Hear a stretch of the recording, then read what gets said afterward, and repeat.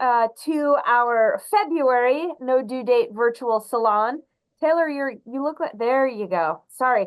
Taylor looked like he was upside down and it was very distracting for someone like myself. So anyway, welcome friends. It's good to see all of you. A little more than usual this week. So give us your feedback on the time selection. Maybe it's because it's noon, maybe we just got lucky, maybe you just can't wait to talk about Tom Wolfe. I don't know.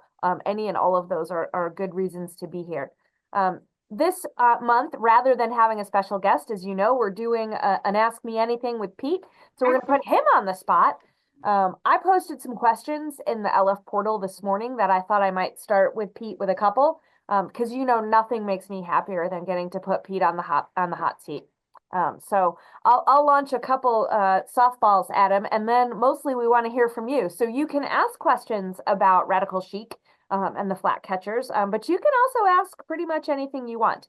I know Katie is here and she has scheduled a happy hour for this week.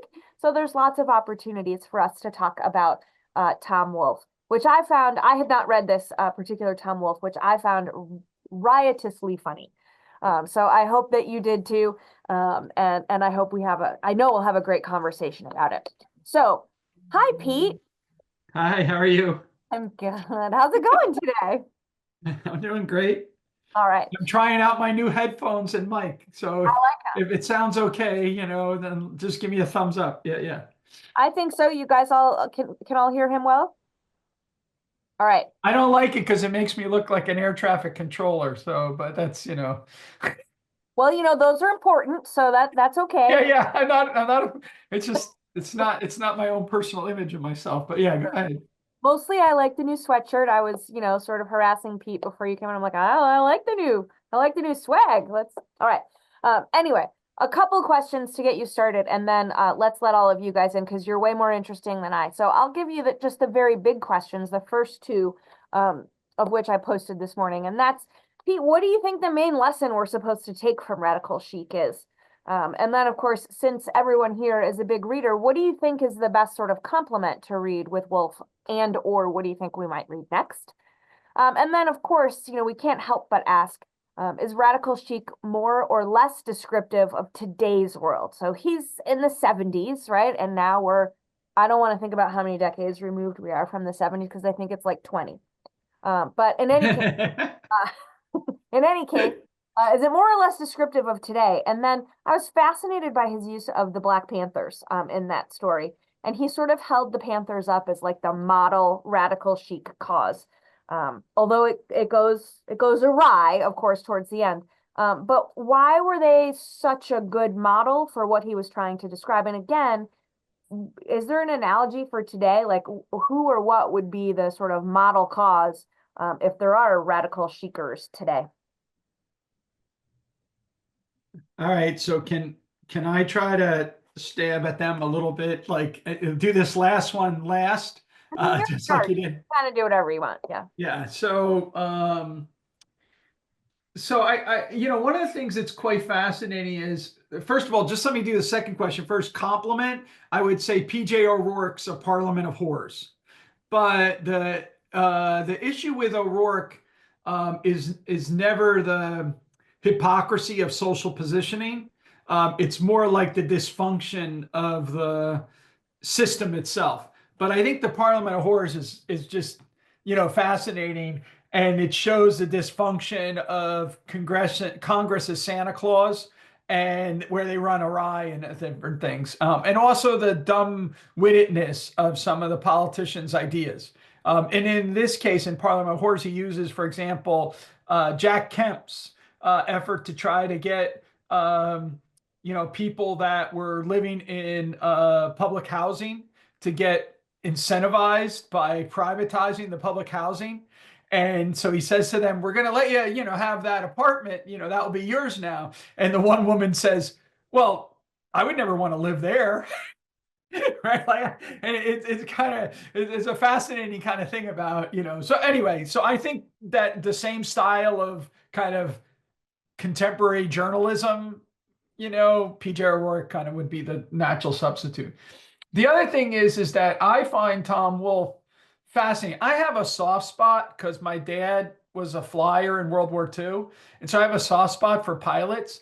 And so his book, The Right Stuff, was like a very big book for me when I read it. I love it. The Mercury astronauts, go, kind of thing. My colleagues like Chris Coyne make fun of me all the time because because when I was a kid, remember, I don't know if anyone, I was born in 1960. So if anyone is in that age demographic, you'll remember when we were in school, besides duck and cover, which is the one thing that they made us do. The other thing was that they'd roll the TVs out every time there was an astronaut launch, and they would roll it out and we'd watch all of that. So I think he's amazing. And then more recently, the Bonfires of the Vanities makes fun. It's a novel form as opposed to this thing, but he's making fun of the excesses of the 1980s and the financial markets and all of that stuff. So he was a great social critic and wanted to make sure that he skewered the people. So he was a nasty social critic, but with a gifted pen in some sense. And in this thing, he's really going at social positioning. And I think what we would call today virtue signaling, but it's social positioning.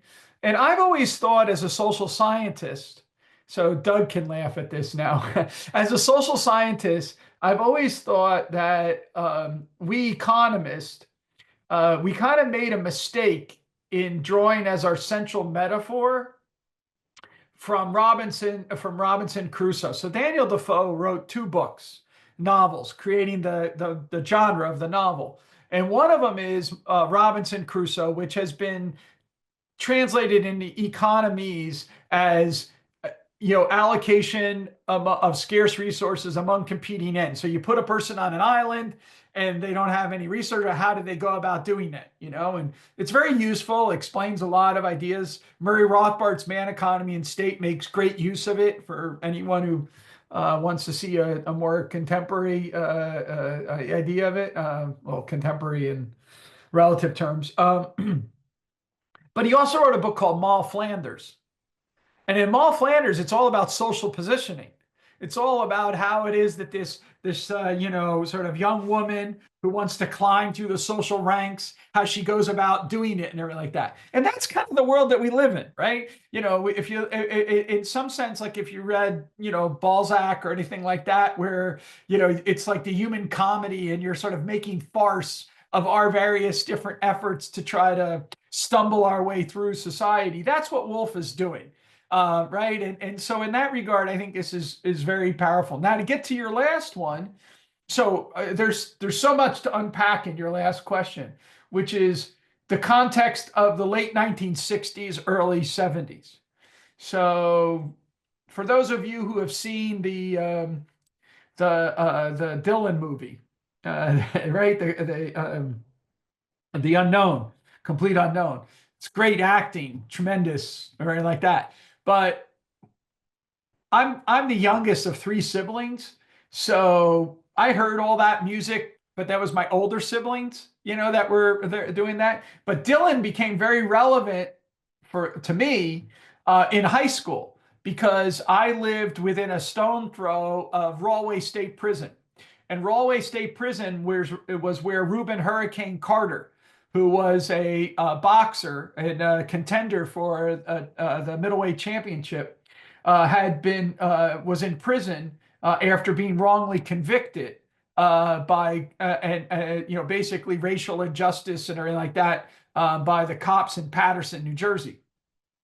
And he later was freed on the Innocent Project and things like that. But his cause, which Dylan picked up and sang a song about in 75 or 74, 75, that was right when I was in high school.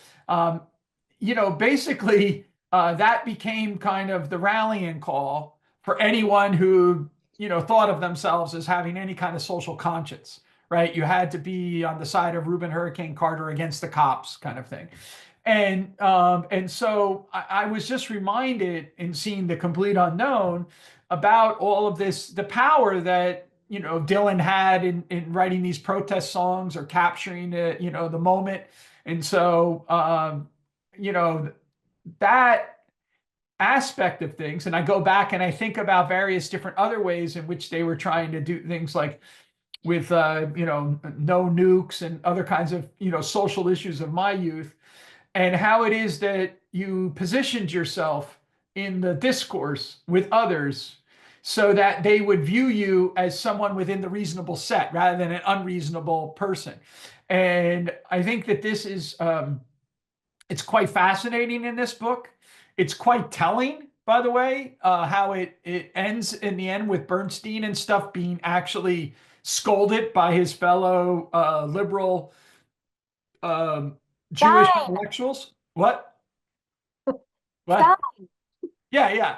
And it's very relevant. So when I taught at New York University in the 1990s, and we had the first Gulf War, I wrote an op-ed protesting the United States involvement in the Gulf War, and I got a ton of flack from my colleagues at NYU, not in economics, but in other departments, because to be liberal meant to support Israel. Right? In 1990, 1992, to be a liberal on campus would be to support Israel, right? In 2023, right, you would be viewed as a pariah, right, if you did that. So that's a huge sea change. But the social positioning still stays there, right? The signaling that you're engaged in. What does it mean to support a cause and all this stuff? We just had the actors awards on Sunday night, right? And everyone gets up, the whatever they're called, the Screen Actors Guild, right? And Jane Fonda gets up there and gives like a 5 minute long talk about why the world is terrible and why these artists are the ones who can do. That's kind of what he's poking fun of, right? He wants to poke them in the eye or pull the nostril hairs on these who think that they're superior by sending these signals, and then show their hypocrisy of it all. And so but that's just about social positioning. It's what like Veblen made fun of capitalists because, let's say, you would wear a Rolex watch. What is that trying to signal to others by wearing the Rolex watch, right? Or driving a Ferrari or whatever. But at the other hand, we also do it in our what causes we give to, and that's what's going on here. And he wants to point out that they're also insincere, and what matters is they're positioning to themselves, not the cause that they're doing. They're using the cause as a means, not an end in and of itself. And so, yeah.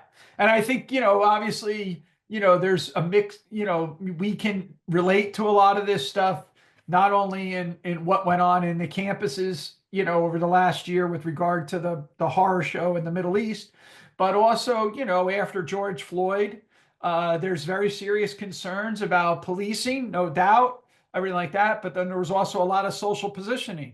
And that took place in neighborhoods and communities and all of this stuff. And, one of the questions that we have today, which I think is even greater than at the time that he was writing, though even at that time, it was a little, it wasn't as calm as, let's say, between, when Clinton was in power.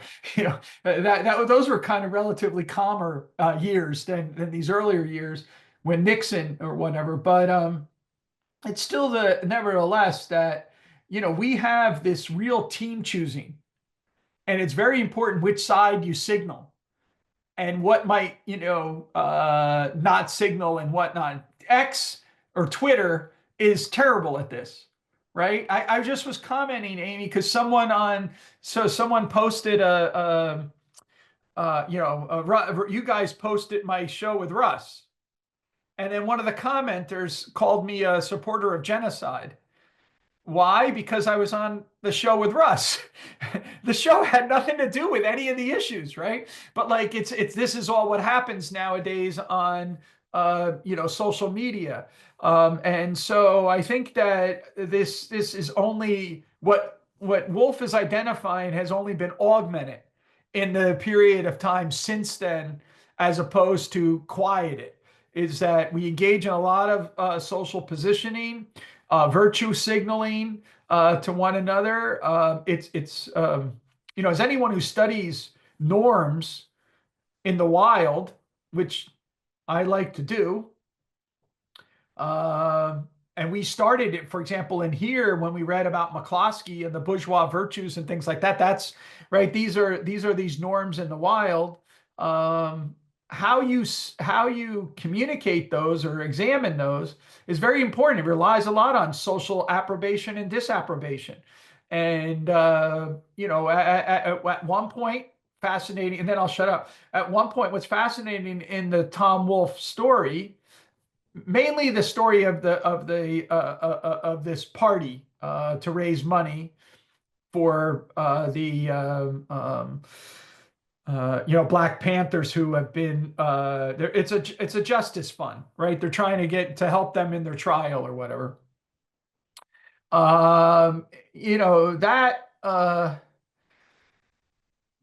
That focus on that is similar, would be similar to like when people would focus today on social approbation and disapprobation with regard to what position you might hold on pick any hot topic, right? And you can sort of find. And one of the things that this is a social scientific study, Doug will know this one. It's by Matt Genskow and Jesse Shapiro. And what they did was they scrubbed using large language models the congressional record from the beginning of the United States all the way through up to today. And what they're trying to find is a signal of social divisiveness. And their argument is that the United States has never been more divisive politically than except for right before the Civil War. All right. And the way they argue this is whether or not terms have shared meaning or only sort you into one or the other. Right. Which is quite fascinating. Right. So like if I say the word patriot, you have a particular thing in mind. If I say to you freedom of choose, you have a particular thing in mind. But at other times, like say, for example, if I did that during the 1990s, when Clinton was in power, we might say, oh, you're talking about the market, or are you talking about reproductive freedoms? Are you talking about, as a patriot, that I'm a proud American, or am I like a right-wing loony, kind of thing, right? And so we didn't know those terms, and now there's a separating equilibria. And that divisiveness seems almost impossible to bridge. And at the time of this book, there's still ability to bridge. So, Bernstein is out there, and then they find out that the Black Panthers are basically very much against Israel. And so all of the intellectual elite, the Jewish intellectual elite, now penalize the ones who are supporting, that. So that's a different social positioning. And then how do you conflict that? So that's more like a Balzac thing of laughing at the buffoonery of the idea of trying to climb. But the reality is we try to climb all the time. That's what we do. We signal and all that. And so he identifies that. And I find that fascinating. Anyway, there, yeah. Thanks. That's fun. I couldn't help with the interjection of Stein, right? Because that made me giggle every time in the book when he did that. Yeah. So sorry, that was only because of the book. I'm tempted. Maybe we can come back to questions about music today, because I'm not surprised you mentioned Bob Dylan in regard to this. But Doug, if you don't mind, I want to put you on the spot, because Doug dropped a really great question in the chat, and that might be a good way to get us started. And otherwise, you guys, the floor is yours. So start raising hands. And let's get you all in there. Is that okay with you, Doug? Can we start with you? Sure. Awesome. Go for it. So I really enjoyed the contrast between Crusoe and Moll Flanders, and it sort of provoked a question about whether most of life you think can be explained by social interaction and game theory, right? Or more kind of price-taking behavior and price theory. And so what do you think? When I woke up this morning, I turned off the alarm clock, didn't have any social interaction there. I went to the bathroom, no social interaction. I walked downstairs, no social interaction.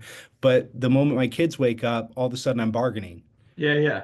And so I'm trying to think, like, as I stroll through my day, like, what do I think most of life looks like, and where can we more fruitfully understand the world around us? Is it with game theory, or do you think it's with price theory?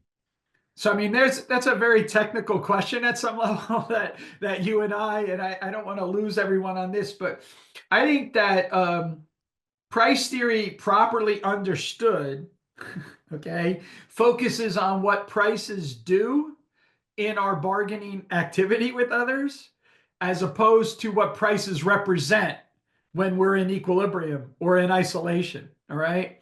So I want to see those things as connected rather than as so divorced. But if I had to choose a tool, obviously the life in economics begins when Crusoe sees Friday's footprints, right? It's not really that interesting before Friday is on the island, and then there becomes negotiation, stuff like that. Now, if you actually read the novel, you're never not social, Doug, because when you're waking up in the morning, you have all this background information about what you're going to do that day. You're preparing yourself for your bargaining and bumping and bruising with others, and all that stuff like that. So we're never really Crusoe on an island without any history and without any future and just the present. But leave that aside, and just the way economists have used the metaphor, it's really the case that our life, what's interesting in our life, comes into focus once we recognize that we're trying to live with others in a world. And then that's yeah. So, and then once we're there, there's all the kind of things, which is like, how do I negotiate trade-offs, not only between nature, but then also with others, right? And so we don't want to say that you don't face trade-offs in your bargaining behavior, because you do, but at the same time, it's the focus is on the social interaction. We're actually reading this book next month. This next month, you all should have gotten it maybe. And his great contribution in economics is this idea about social relations are prior to transactions. And so he's actually in many ways the first person to formally develop the concept of social capital. And I mean, James Coleman actually is the originator of the term, but he developed it. And the book is somewhat scandalous in many ways. So it's easy to maybe focus on that aspects of the book, but I'm hoping in our conversation we'll focus more on the substantive issues rather than the idea that he had a cocaine habit or whatever. But yeah. But that even relates to social positioning, just so that these things are linked. So you see the link here. Why is it that he felt so he had imposter syndrome, right, to the max, which is why it is he went down this dark route. Right. Well, that's all about social relations, right? That's all about social positioning and where you're at. I've lived in academics my entire life. All right. So I don't have any practical experience. I'm just like a kid that just kept going to summer camp. But I will tell you this. I went to graduate school because I don't come from an academic background. I went to graduate school without any knowledge of the social context of higher education. Like literally none. All right. The only context I would have known at that age was sports. I would have said, oh, Penn State's better than Grove City in football. that I would have understood that. So don't get me wrong there. And of course, in the abstract, I knew that Harvard or Princeton were like good schools or whatever, right? But like, I didn't think that like if I get a PhD, it doesn't matter where the hell I get a PhD from, right? I got a PhD. Joe Blow over there gets a PhD. What's the difference, right? And I had to learn all this social positioning that takes place, that are associated with rankings and, what journals matter. I mean, I guess I had an idea that the Freeman, which is published by Fee, is not the same as the AER, but like maybe just like little like like degrees rather than in kind, kind of thing, And so, you learn a lot as you interact, and a lot of it is, really buffoonery among the intelligentsia, and some of it is very valuable, right? But like sorting that out is part of what it means to negotiate life, is learning that, and it's an interesting thing. And what gives us that? Bargaining. We got to study bargaining, or as Adam Smith put it, higgling and bargaining in the market. So all these things that we're talking about, augment Adam Smith. Like Adam Smith as a social scientist was already on top of all this stuff. The theory of moral sentiments has all this stuff about social approbation, disapprobation, sort of arrogance and humility. It has the whole like 9 yards. And there's a great line by Hayek about Adam Smith in which he says that he would pick Adam Smith over all the great treatises on social psychology that have been written since the time of Adam Smith. And I think that's pretty fascinating. Because he was right. No. All right, Victoria, let's get your hands up and get in there. Victoria, it's all you, friend. So Pete, your story is kind of funny because I do come from an academic family, and I grew up with the extremely cutting and competitive nature of academic people, and they're always trying to prove each other without any tangible sets of measure. It's like, who's more intelligent, Yeah.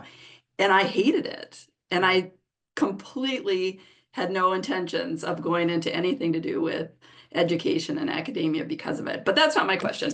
The question, when you read the second part of this book in particular, the Yes. mamawing, is hilarious how inappropriate it is. I mean, in today's world, it's just shockingly the descriptions of people and their things.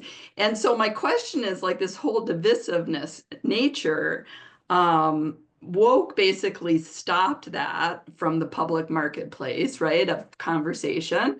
So has that led to divisiveness? Because the natural way for people to sort of process things is to joke about them and, interact and talk it through and so forth. And in the last 6 to 10 years, that kind of conversation has totally been off people's radar. And so has that led to this sort of inability to use the word patriot and know exactly, what does this person mean? Are they this extreme, that extreme, something in between? So what's your thought on that?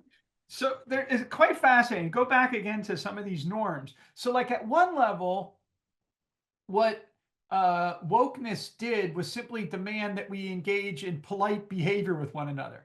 So there's a great, on Seinfeld, there's a great episode in which Kramer comes in and George is dating this very beautiful woman, but she has too big a nose.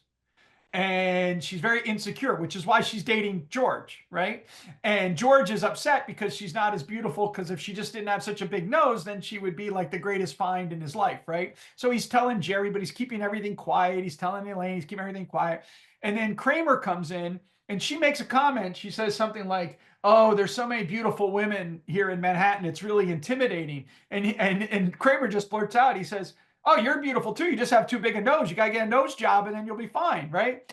And, everyone laughs because of the awkwardness, because you're not supposed to ever say anything like that. So at some level, people are saying, just be polite. There's reasons for social politeness. If someone wants to be called whatever they want to be called, be polite, call them what they want to be called, right? There's no need to get in a war over this or anything like that.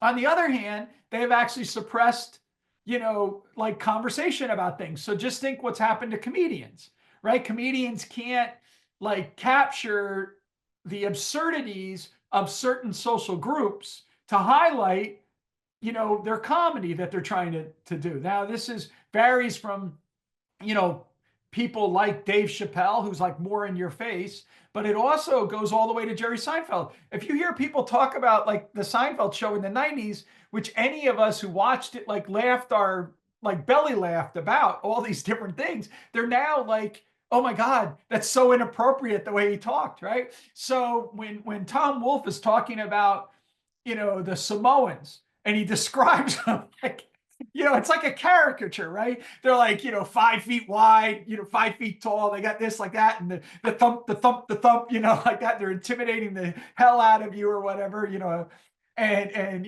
where's the job? Why, like, no summer job, kind of thing. And the bureaucrat is sitting there, and you just envision in your head this like little tiny bureaucrat that's like scared to death, that all this stuff. And it's like, that captures something that's true about like our interactions, right? Especially these bureaucratic interactions, and how people that are impacted by bureaucracies feel about the bureaucrats that they're doing, and then how the bureaucracy builds these layers in, And so to me, I think that, yeah, one of the things that we want to do is have be able to recognize unique differences and characteristics while at the same time and pick at them while at the same time not be obnoxious about it. I just don't know how to, how to always pull that off. Does that make sense, Victoria? Oh, and on the academic thing, that was one of the biggest surprising things to me. Because again, I went through undergraduate school mainly focused on, I was picked, I was very fortunate. Senholtz in my junior year picked me as the only undergraduate to be part of his graduate seminar. But I was there basically as an inferior who was just like taking information in to the graduate students. But when I went to graduate school, kids debated, which I was used to, but they also wanted to score points, which I wasn't used to. And so it was all about this kind of, again, social positioning of scoring points. And I thought it was all about trying to learn things. So I go to Stanford and I gave a seminar there because under the influence of McCloskey, I believe that seminars or workshops were designed to make your paper better. Okay. And so I gave a paper that I had been just started working on.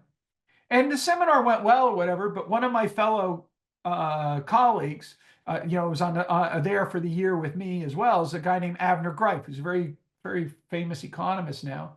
At the time, we were both junior people. And he said to me, he goes, "I'm surprised you gave that paper." And I said, "Why? It was a workshop. It was, I got great comments. I'm going to make the paper better because of it." He goes, "I never give a paper that isn't already accepted." And I said, "Well, why?" He says, "Because the seminar is not to improve your paper. It's to signal to other people how smart you are." And I was like, that doesn't sound right. Like, why do I have to do that? Like that. And so you learn these different norms that as you're going through this process, and there's huge penalties if you don't learn them, like massive penalties if you don't learn them right. But yeah, it's a weird game. We play a weird game. Taylor. Yeah, I really enjoyed the book. I'd read several things by Tom Wolfe, but I hadn't read that. And I do have Parliament of Horrors, so I'll put that kind of high on my next reading list. It seems like the event that Leonard Bernstein or Stein, I can't remember, get it confused. Stein. That wouldn't be, it seems like a big deal at the time. It seems like that would not even attract any attention anymore. It seems like this value signaling, virtue signaling, is so pervasive and widespread that it's just not, it's not unusual. And it makes me think, I haven't read this book yet, but I kind of know the thesis from Charles Murray's Coming Apart. Yeah. The idea that you've got this managerial professional class that professes all these liberal values, but doesn't live by them. Yeah. But they just, they profess them, and then the people who live by them tend to have a lot of problems, whether it's crime or drugs or lack of education or whatever. It also brings to mind, I guess, this guy, Rob Henderson, who just wrote the book Trouble, which I think is a great book. Talks a lot about, what does he call them? Luxury beliefs, which I think kind of gets along the same track. Yeah. And I would categorize the whole thing, like when the Business Roundtable came out with their stakeholder capitalism, and this idea that there's all kinds of other, goals and objectives that businesses ought to have besides economizing on resources and maximizing profits and all that. It seems like it's just become so widespread now that, as you mentioned, you're divided into teams. It's, and everybody has to be on one team or another. And just real quickly on the flag catchers, I just happened to come across an article last night by Murray Rothbard on bureaucracy and why it always grows. And he was talking a lot about Parkinson's law, which I thought was really interesting. And it's just the connections that seem to come up when we talk about this. I don't have any sympathy for the bureaucrats, by the way. I don't, Amy, I think somebody raised that question. I asked that question in my original questions, you know. I mean, it seems like bureaucrats are bureaucrats. They respond to incentives and they do what their job is. And they choose that for themselves for a variety of reasons. It's just it's a throw money at the problem kind of thing and so forth. Yeah. Anyway, just some thoughts. There's another book by Tom Wolfe that's prior to this one that also is quite captures the kind of spirit of the age, and that's the electric Kool-Aid acid test. And it's about Jack Kerouac and Ken Kesey. And so it's quite fascinating because I would say that maybe Jack Kerouac and Ken Kesey had a big influence on Hunter Thompson. And in many ways, Wolf is the more sophisticated version of Hunter Thompson, right? So gonzo journalism, but done like, so that's why if you watch the interview with Buckley, him and Buckley can get along. They're both kind of like these snobbish, like intellectuals that are kind of, like snarky down at the plebes in some sense. So when I was a kid, I hated, Buckley, because I always thought of him thinking of himself as superior. And it's like, I want to punch you in the nose. But but they are kind of, poking holes in this. I do think that, you raise an interesting question about whether or not we would view, if someone could write a book about the kind of virtue signaling today that would capture, because I'm pretty sure that everyone understood that this was going on, but he put a floodlight on it, right? And just said like, look at just how absurd this is, right? And just look at the contrast.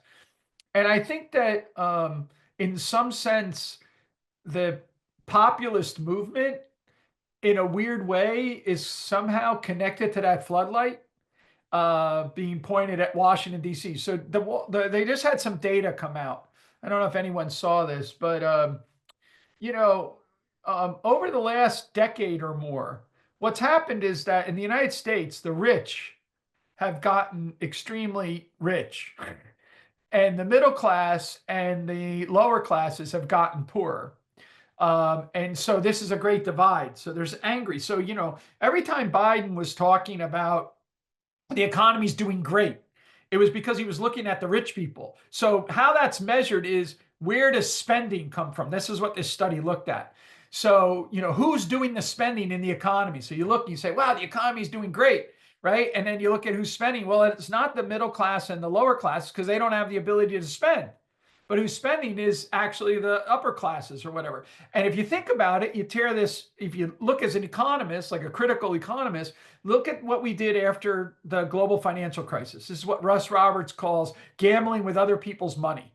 We bailed out the wealthy and the connected. We did not bail out Main Street. We bailed out Wall Street, okay? And now think about what happened in COVID. Right? What happened in COVID is you have basically a sorting equilibrium, which is that, you designated some people having essential jobs. They tended to be working class and lower and middle class. And then you gave these other people, the ability to the rich to like hang out at home, not do things. I mean, the increase in productivity, this is studies by Nicholas Bloom. Stay at home work increases productivity by somewhere around 15%. Okay. But there's conditions for that. You have to have 1, a dedicated office, 2, childcare, right? 3, discipline not to sit on your couch and watch TV or go to your refrigerator and eat. Okay. But if you have all 3 of those, your productivity shoots through the roof. Okay. But how many people have dedicated workspace and taking care of childcare, right? It's just not that many people who have that. Wealthy people have that. What else did wealthy people did? Their kids went to school. They just went to pods, right? And they did tutoring and things like that. So those kids didn't lose 2 years of school. But how about so what's happened is you have this separating equilibrium, and what's this produced is anger. Anger because the people that are in charge appear like they don't have ears. Right? And when people don't have ears, you scream at them, right? To try to, I always tell people this, this story, which shows my ignorance. But when I was a kid, I had a chance to go to France for the first time as an academic. I wouldn't have traveled anything like that. So I just got my PhD, and Jacques Garrilot invites me over to France.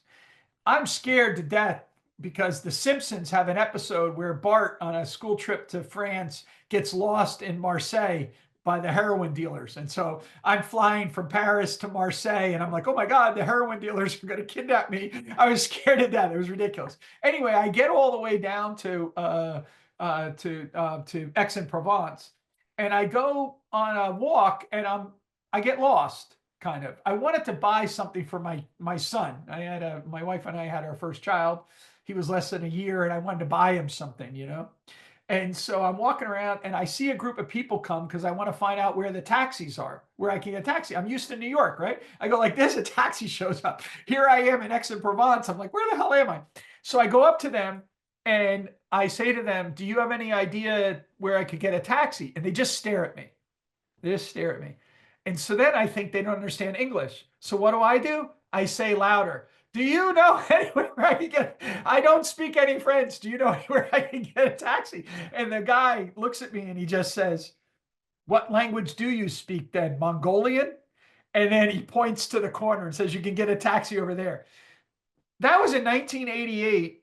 I dislike French people ever since. but like, you know, when people don't listen to you, I didn't really mean that, Victoria. That was a joke. That's bad taste. But anyway,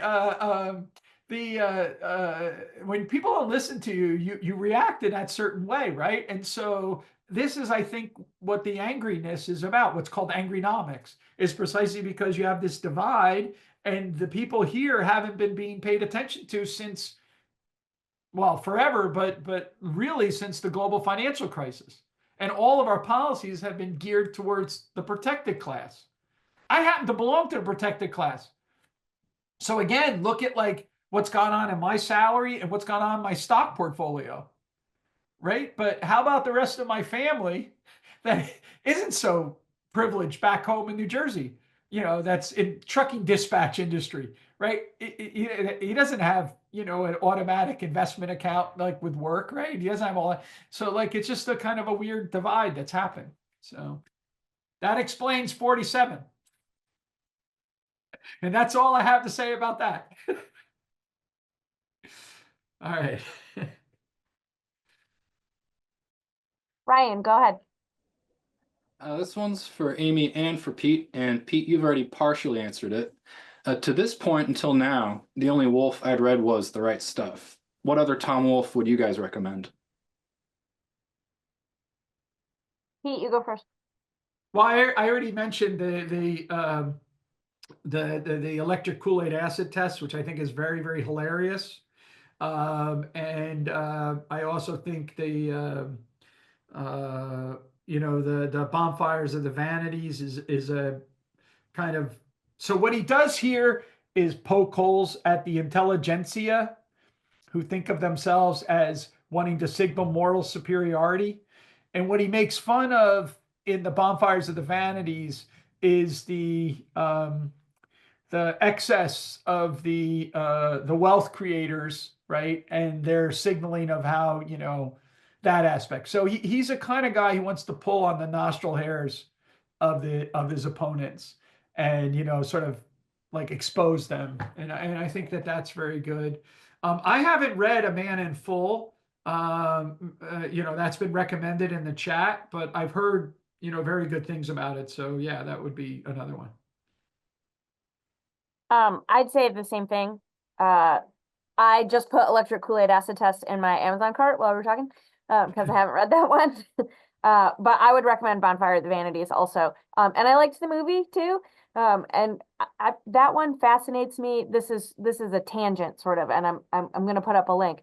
But for those of you who know about the Goodrich Seminar Room at Wabash College, which we've talked about before, and all of the like names of thinkers and documents that Liberty Fund's founder thought were important, Savonarola is on the wall, right? And he's the originator of the Bonfire of the Vanities, right? Which I've never been able to figure out why why he has a place on that wall. Because I mean, he seemed like kind of a bad dude to me, but you know, what do I know? So that's a tangent, but that's my answer. I do think that if you look at the last paragraph of Thomas Sowell's Knowledge and Decisions, it's so the basic liberal point, classical liberal point, is that ordinary people can accomplish extraordinary things if just given freedom. And the problem is that you just need to give people the elbow room away from the people who think they're better than them, right? So you don't need extraordinary people to accomplish extraordinary things. And throughout history of ideas, people have chosen to respond to the ones who think that they can impose on others in various different ways. One of them is, of course, anger, but another one is satire. So think about Adam Smith, right? What Adam Smith argues in The Wealth of Nations is he pokes holes at the statesman who thinks he can tell you how to deploy your capital. And he wants to expose them for their arrogance, for their what Hayek would later call fatal conceit. Same thing in the TMS when he talks about the man of systems. He's like ridiculing that attitude, right? That you have that kind of attitude. And so I think there's various different ways that you can view, satire as a very effective form of exposing, and that in many ways is what Wolf is an expert of. And I will just recommend a book that's not by Wolf, but by my colleague Chris Coyne. It's called How to Run Wars. And it's a satire that he wrote as if he was writing a letter, a memo to the military elite about how to, like, it's like a secret memo. So it's like, shh, don't tell anyone, this is what we're going to do. And it goes through all of the behavior that would be required to successfully operate a war and succeed. And it's like, if you see it, it exposes it and you go, my God, I don't want to be that inhuman. But like, that's how you have to be, right? And so it's using that form is, I think, very powerful. And so I think Wolf is a great social critic, precisely, even though he's not a scholar, he's a great social critic precisely because he does that. But yeah. But Soul gets at the that particular passage is really fascinating. And then, of course, his constrained versus unconstrained vision and other things that we talk about, know about, is very valuable, because what's going on is what is the person that has the unconstrained vision? Well, that's the man of systems, right? That's the person that's going to, think they can impose their notion of the good on everyone else. And yeah.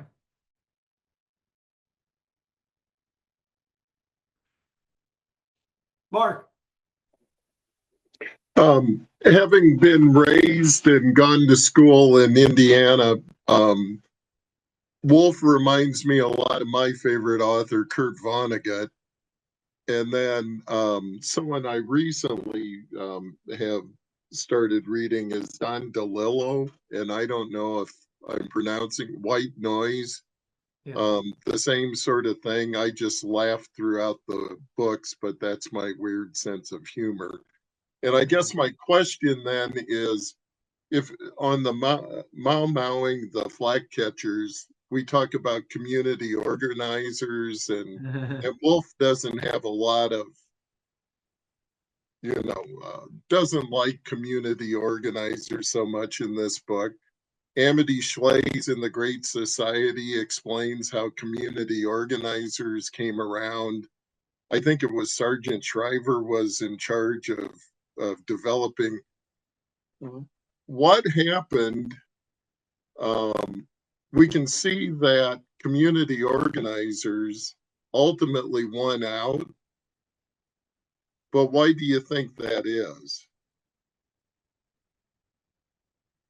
Because one became they have the higher moral ground. I mean, one of the problems with classical liberals is that in their criticism of government, they oftentimes, this is my own private opinion, right?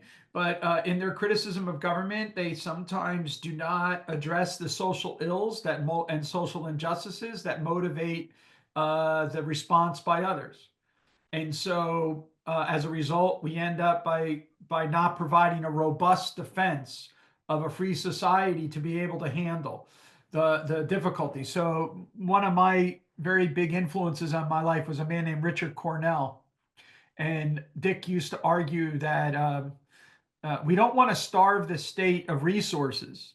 That's like the traditional conservative position. He says we want to starve the state of responsibility.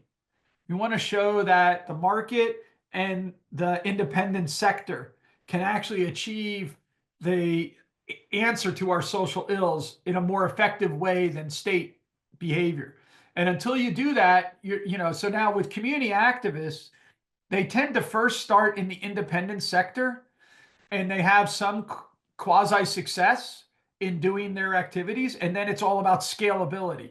And they want to scale it from, the small scale to a greater scale. And the only way they can do that is to co-opt the state to, provide that increased scalability.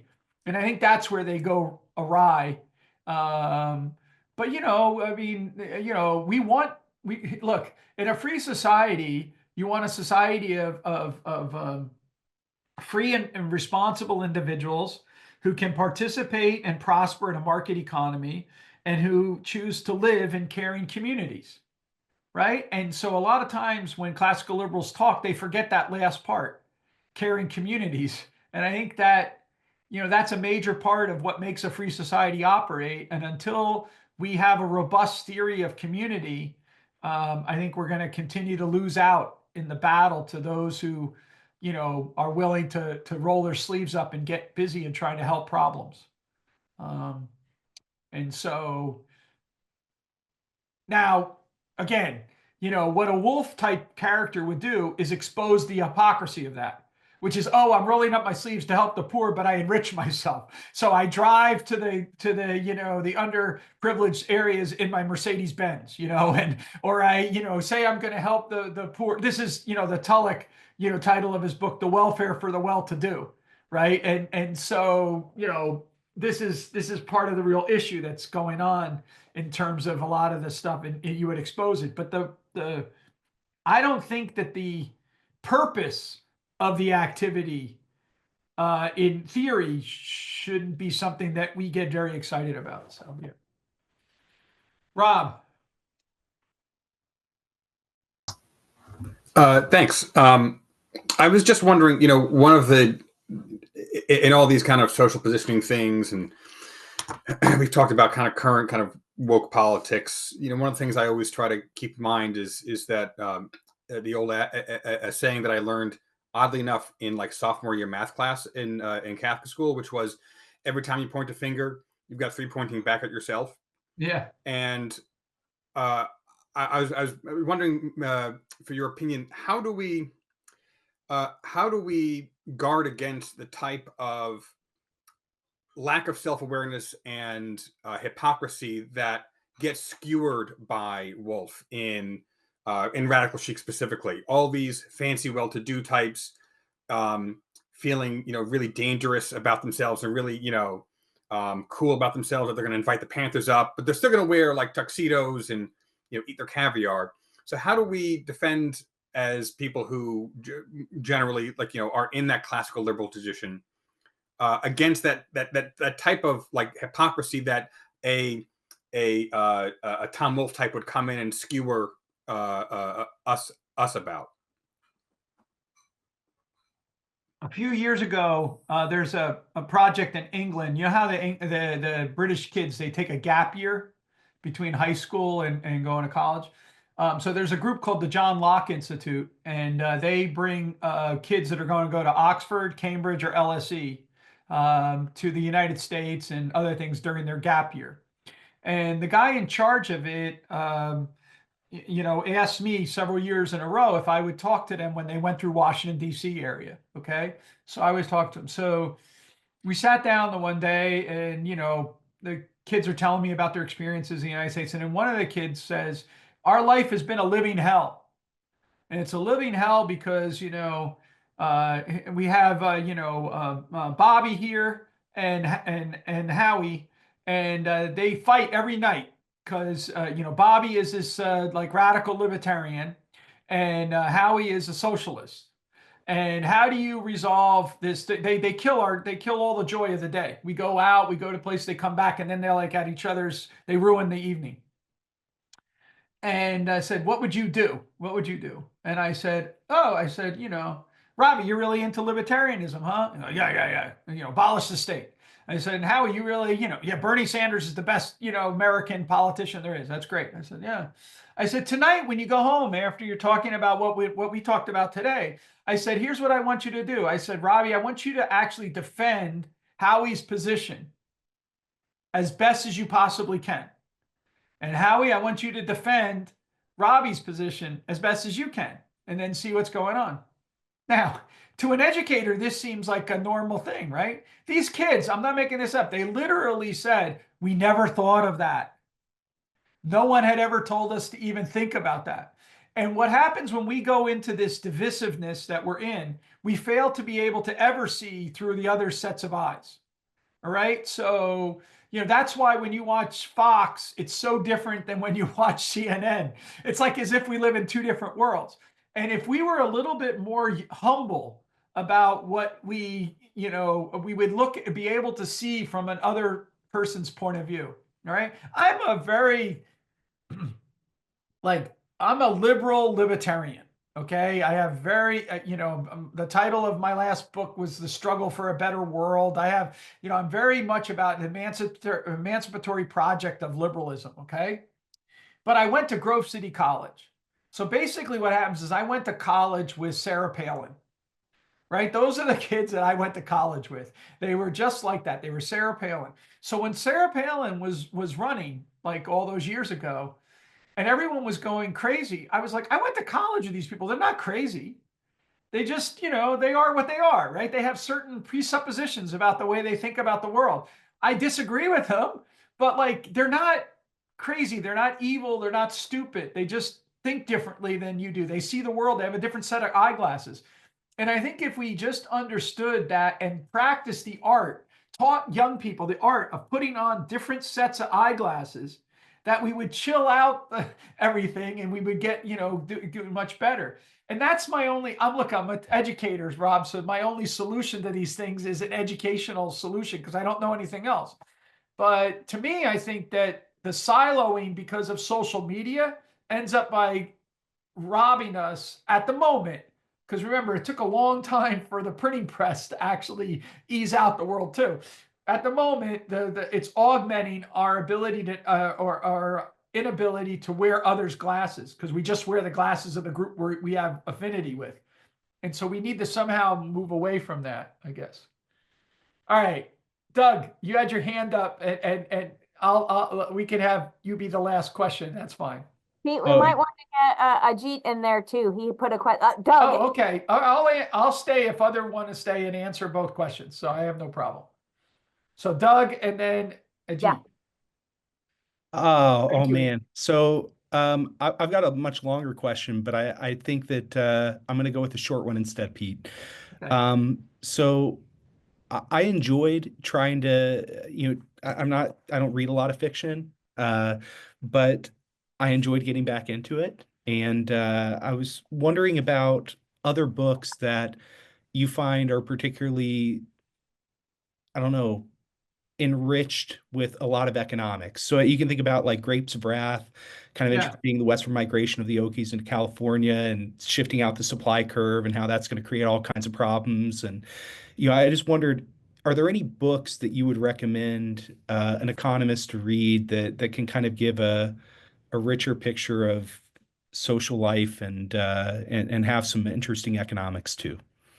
So right now, so Wolf is not writing fiction. His approach is fictional. Yes. Sorry. Like form, but it's about actual nonfiction events. But right now at Liberty Fund, they've been having for the last month or maybe more a deep dive into Harriet Martineau, and she was one of the great economic storytellers of all time. She's like Bastiat, great economic storyteller, great economic communicator. And so she would be great. And Liberty Fund has all these resources for you right there. But I think actually the problem with people on our side of economics is that we're very bad at writing in this form. So, for example, Henry Hazlitt's Time Will Run Back. I like the book, but I only like the book because I already know all the arguments in the book. If you read it as a piece of fiction, it's crap. I mean, it's terrible. And that's also true in some weird sense of the detective novels, right? The Henry Spearman detective novels, Murder on the Margin, A Deadly Indifference. If you're into it, you're like, oh, wow, this is like really cool. But actually, if you're not into it, you're kind of like, man, this is not really a great story the way they tell it. And so the really great storytellers are on the left. Charles Dickens, Hard Times, right? As you mentioned, John Steinbeck, The Grapes of Wrath, Upton Sinclair, The Jungle. These are great pieces of fiction, and they make your heart feel for the people in the story. And so I think that if we could get somebody who's a great artist, McCloskey in the old days used to say, why is there no folk songs for capitalism? And Steve Horowitz used to say, there is, Rush. And it's like, no, Steve, that's not the same as Pete Seeger or whatever like that. But what would those be? I think we need artists that, and it's not that they have to be libertarians to do art. It's that because they're artists, they want to capture that aspect of the world. And we haven't been successful at shifting those tacit presuppositions. And so we have to work on that, I think. But yeah, that would be that's my answer. But, again, I would use for teaching Hard Times, The Grapes of Wrath, Upton Sinclair's The Jungle, Angela's Ashes. And Amy's going to hate this, but Atlas Shrugged. And I actually do think that Ayn Rand is hilarious.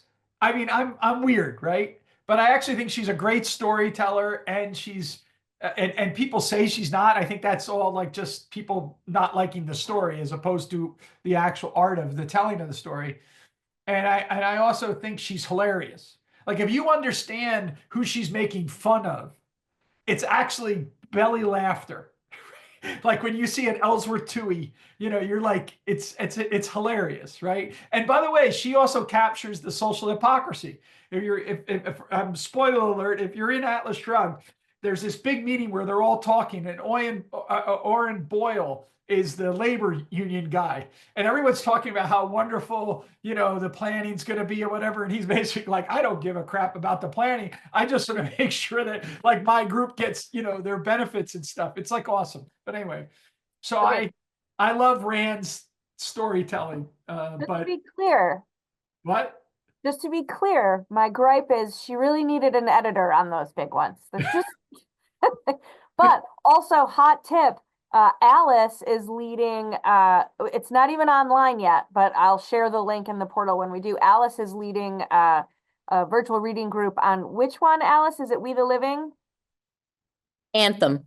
Anthem. Sorry. That's short. That's short. So I that's like the short one. Yeah.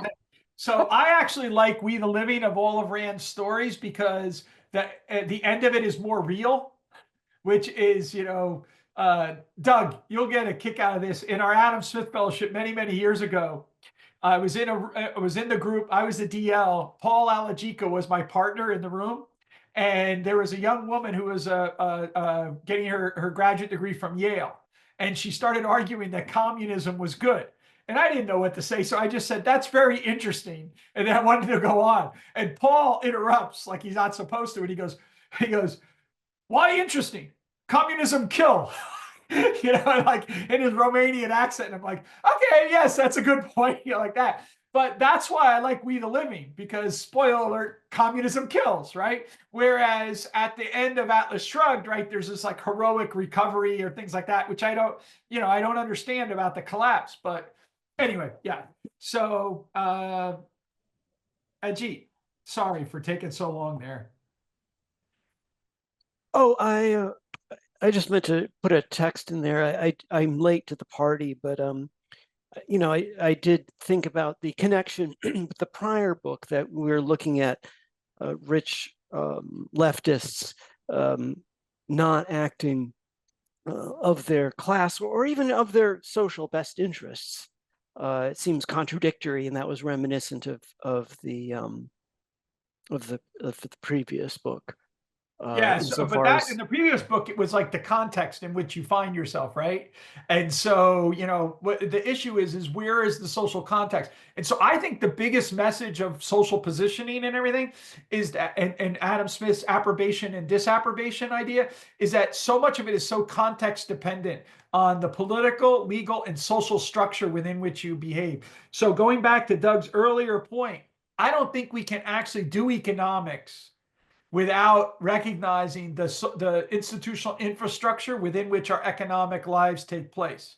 And that infrastructure is defined by the political rules of the game, the legal rules of the game, and the social rules of the game. And we as economists treat these things too often as constraints when actually what they are, so parametrically, when actually what they are variables. And so by moving them endogenizing them into the model, so to speak, I think we would make bigger progress, right? That's the key issue. So, and I think Vernon Smith, for example, did a lot of that work with his stuff on sociability and trust games and things like that, so that's what we need to be studying, I think. And so, Balzac, like the Human Comedy, these should be resources that we draw on richly as economists.